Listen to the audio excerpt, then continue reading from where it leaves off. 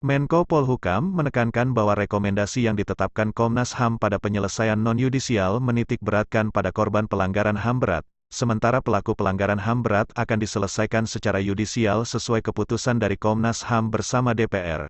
Jadi ini titik beratnya pada korban bukan pada pelaku. Kita tidak akan mencari pelakunya dalam penyelesaian non-yudisial ini karena itu urusan Komnas HAM dan DPR, katanya.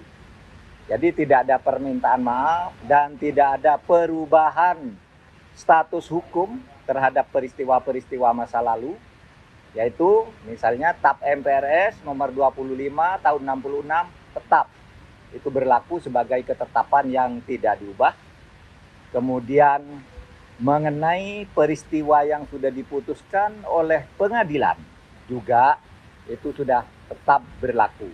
Jadi yang kita lakukan ini adalah fokus pada korban sekali lagi, korban pelanggaran HAM berat masa lalu yang berdasar temuan Komnas HAM ada 12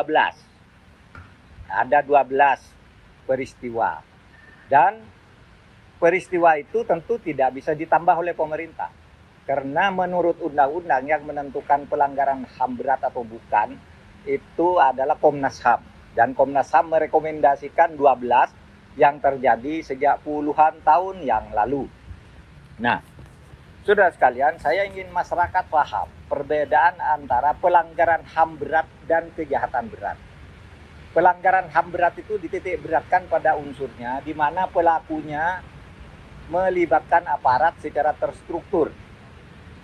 Mungkin korbannya hanya 2 atau 3 orang, tetapi itu bisa menjadi pelanggaran HAM berat.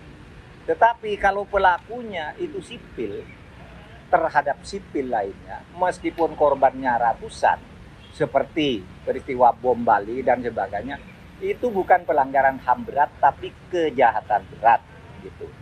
Ini istilah hukum supaya dimengerti.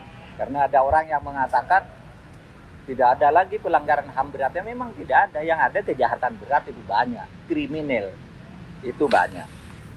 Langkah berikutnya pada bulan Juni yang akan datang, Presiden Republik Indonesia akan melakukan kick-off atau peluncuran upaya penyelesaian pelanggaran HAM berat secara non-yudisial ini akan dilakukan di Aceh atau dipusatkan di Aceh pada bulan Juni. Tanggalnya masih akan ditentukan, tempatnya ada di 3 titik, yaitu di Simpang 3, Rumo Gedong, dan Pos Satis, serta Jambu Kepu.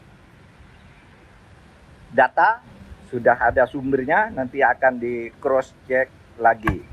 Bentuk yang akan diluncurkan sebagai bentuk penyelesaian di dalam kick off itu mungkin bentuknya adalah taman belajar atau living park tentang hak asasi. Ini semua masih akan dibicarakan dalam waktu dekat. Nah, saya kira ini pengumuman dari pemerintah pada saat ini, dan 19 pejabat setingkat menteri dan kepala lembaga ini akan segera melakukan langkah-langkah koordinasi pencepatan